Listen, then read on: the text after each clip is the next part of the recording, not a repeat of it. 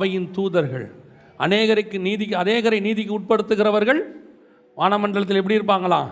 நட்சத்திரங்களைப் போல இருப்பாங்க. தானியேல் புஸ்தகம் அப்படி தானே சொல்லுது. அதான் நீங்களும் நானும்.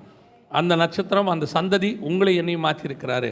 உங்களை என்னையும் பூமியில் பெரிய ஜாதி ஆக்கணும்னு ஆண்டவருக்கு சொல்கிறதுக்காக ஆபிரகாமை கூப்பிடல. அப்படி பெரிய ஜாதி ஆக்கணும்னா ஆபிரகாமை மெசொப்பொத்தாமியாவில் வச்சே ஆக்குவார். கானானுக்கு கொண்டு வந்ததுக்கு கர்த்தருக்கு ஒரு முகாந்தரம் உண்டு. உங்களையும் என்னையும் பூமியில் பெரிய ஜாதியாய் மாற்றணும். எந்த பெரிய ஜாதி? மாம்சத்தின்படி அல்ல, ஆவியின்படி, வானத்துக்குரிய பூமிக்குரியல வானத்துக்குரிய சிங்காசனத்திற்கு முன்பாக நிற்கக்கூடிய ஒரு சந்ததியாய் மாற்றுவதற்கு கர்த்தர் அழைச்சிருக்கிறார். அல்லேலூயா.